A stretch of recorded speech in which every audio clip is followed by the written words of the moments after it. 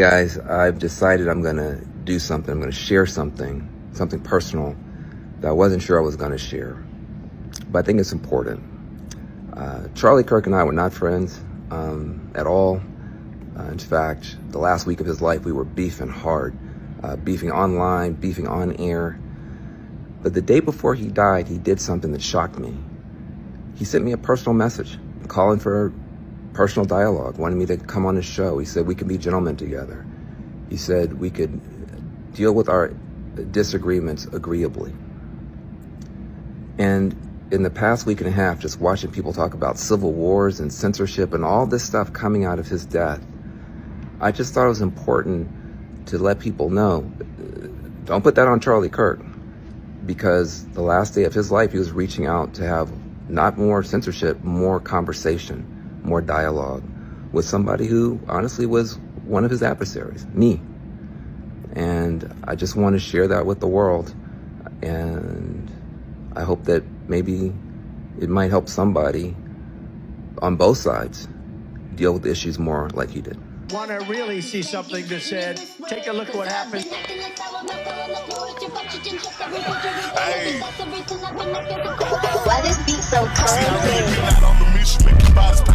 We will make America proud again. And you try to kill our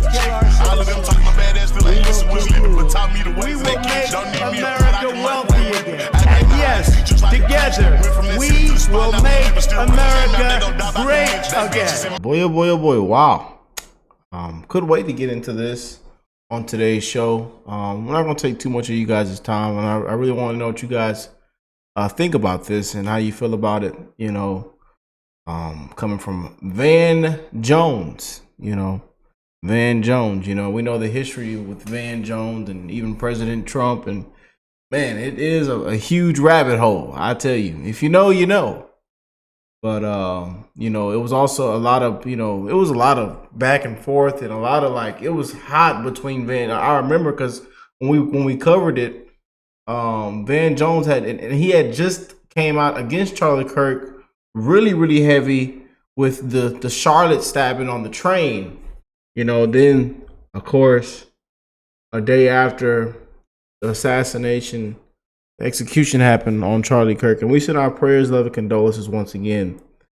But let's get into this. I got the full clip here, but also I'm seeing new scum is trending for politics right now on here. I wonder what's going on. Gavin Newsom, new scum is trending right now. So I don't know if Gavin Newsom just did something or if President Trump just posted something on Truth Social or tweeted something out. So we'll have to get into that in just in a minute. But man, people are showing Van Jones a lot of love, on both sides for coming out with this message here and showing what Charlie Kirk had sent him. Literally, I think it was September the 9th. A day before, because once again, I believe Charlie Kirk reached out to him because Van Jones had went viral for a clip of calling Charlie Kirk out, the day before, and once again, Charlie Kirk, being the man that he was, he said, let's come on the show. Let's talk about it. Let's have a conversation. Let's debate. Agree to disagree. Let's be gentlemen. Let's be human beings. Rest in peace to Charlie, man. Rest easy, Charlie. I tell you, man. Boy, oh boy, oh boy. But we got the full clip right here. I want to play for you guys. Let me know what you think of this, man. This is something right now. The memorial, the funeral is going on right now. And it's still disgusting to see how people are saying all kind of things, and people are they're saying they're going to be protesters outside the funeral. Just disgusting, man. But like I said, it is good versus evil right now. Good versus evil, not left versus right. Good versus evil. And to see how these people have taken everything the man has said out of context. We're seeing the BLM marching through the streets saying he was a racist. He was it's a disgrace, man. It really is. The BLM scam, these activists, a complete disgrace and scam artists, man. Fraud. And then take everything out of context. They spin everything. Go back and look at the actual clips. Look at the actual debates. Look at why they're so viral. And why so many and millions and billions of people around the world love Charlie Kirk. Go back and play it. Listen to what he actually said. Before you run with that little narrative. Before you run with the first thing that they told you. Think for yourself. Again, agree to disagree. And if you disagree, the man said, come to the front of the line. Come to the front and center, and just talk to me. That's the best part about this country, man. That's the best part about it. But now we live in times where we can't have a conversation. These people have lost their mind. Trump deranged syndrome is eating people alive. You can't have a conversation with anybody anymore. I tell you, especially not these liberals. They think the world's ending. They've dehumanized us. We're garbage, Nazis. We're it's just crazy. We're fascists, bigots, racist. And don't be black. Don't be a black conservative. Don't be a black Trumper.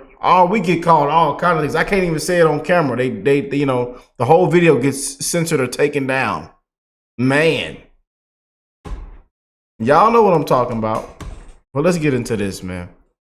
Because this confession live on television has sent shockwaves worldwide. University gathered to pay tribute to Charlie Kirk, who was assassinated on their campus just 9 days ago. The vigil comes ahead of Sunday's funeral for Kirk. Tens of thousands are expected to attend, including President Trump. His murder and some unexpected outreach that Kirk made the day before his death have resonated with our CNN colleague Van Jones. The story begins when a Ukrainian woman was fatally stabbed last month in North Carolina. The suspect is a black man, and Charlie Kirk and Van got into a public sparring match online. Kirk claimed the murder happened because she was white. Van denounced that as completely unfounded.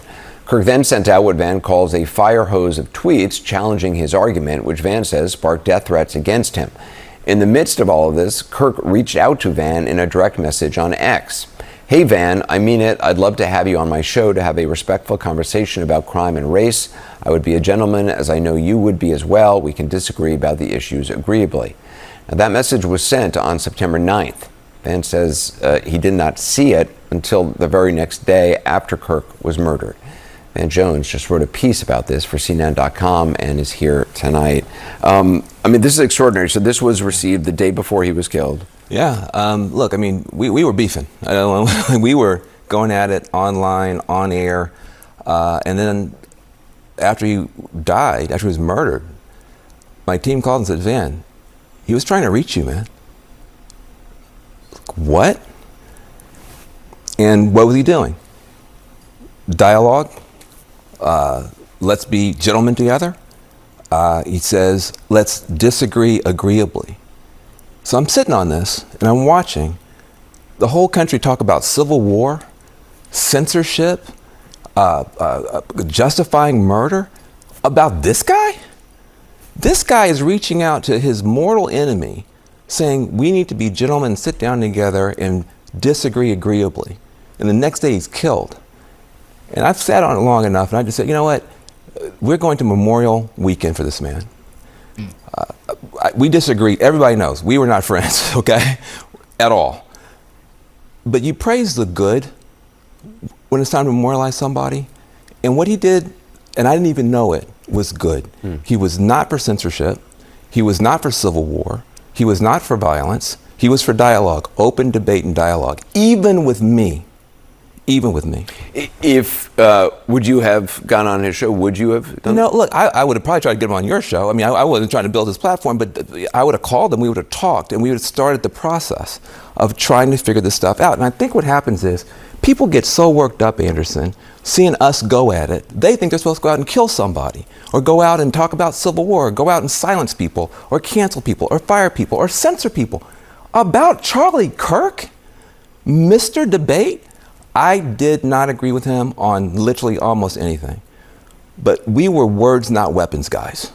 We were words, not weapons, guys. And we were getting into a position where we could get some real debate going, whether it was going to be on CNN, on his show. That wasn't worked out. But I would have taken him up. I wanted to beat Charlie Kirk in a debate. I didn't want somebody to shoot him. That's how we do it in America. And the idea that now people on both sides are justifying murders and calling for civil wars, we got to calm this down, Anderson. We need to calm this down. We need to lower the temperature. Yes, we disagree, but like he said, we can disagree agreeably. That's his last words to me. Let's disagree agreeably. We should take that spirit into the Memorial Weekend for this guy. You also wrote that in the wake of Charlie Kirk's murders, Americans have a choice. They can choose more violence, more outrage, more censorship, or a different way. It's similar to what the governor in Utah, Spencer Cox, has said in recent days. Yeah, look, he's a Republican. He's saying the same thing I'm saying. I'm a strong Democrat. We have a choice now. This could be the beginning of us getting off of this pathway, but the pathway we're on, Anderson, is scary. It's about more violence, it's about more retribution, it's about more censorship, it's about more of everything that nobody wants, but we can't seem to get off of it. Charlie Kirk in his last message to me was pointing a way out. Civil discourse, civil dialogue, debate, let's disagree agreeably. If you want to get off this train, we can do it this weekend. Van Jones. Well, what do y'all think of that? Let me know in the comment section, man. You know, but I'm just reading on the ground what people are saying. You know, above all, Charlie Kirk was a peacemaker, a true Christian. Van Jones feels guilty. He's part of the reason he was killed of lies and false witness. I'm so glad to see him come out and tell us about this. He did the right thing. You know, not once did he say he was sorry for lying about Charlie. These lies were a part of why Charlie lost his life. Someone says, don't fall for Van Jones. He's talking about it a week later. If the world was not turning against him, he wouldn't have said a word about it.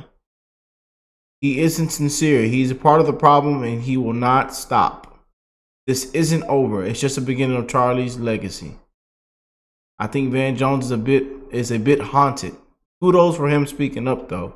Rest in peace, Charlie. Spread the truth, Van. More proof if you needed it. More proof if you needed it that Charlie Kirk was a real thing. And these people called him fascist and a Nazi, just like they do Trump every day. Man, the censorship was them shooting Charlie in the neck. Not the millionaire getting fired from ABC for lying about the identity of an assassin. Yeah, the Jimmy Kimmel, they were, saying that the shooter was MAGA, or Trumper, or right winger. I tell you. But it says Van Jones is evil. He's a part of the problem who took Charlie away from us. He should be in jail for life. Oh boy. Van Jones, too little, too late. Van Jones and his comment before Charlie's death got him killed. Van Jones is a spineless coward, liberal Democrat. Man. Again, y'all just reading some of what people are saying on the ground about this in Pacific, Let me know what y'all think, How do you feel about Van Jones and him coming out with this? And do you think he did of course, I feel like he did the right thing in sharing this. And then again, I also feel some kind of other way about it because it's like, Van Jones, as you know, has been getting called out lately. There's been a lot of pressure on him, because of what took place right before, Charlie was shot dead. And then, But it just still feels unreal, man. You know, this is real life, man. You know, this is the turning point. This is the turning point. You know, we've seen so much take place in the last couple of hours, the last 2 weeks. What a September it has been. I'm wishing the best in all you guys' life, man. It is one love. Y'all keep spreading the love. Keep being the light in all this darkness. And hey, I will catch y'all in the next one. Peace and love, family.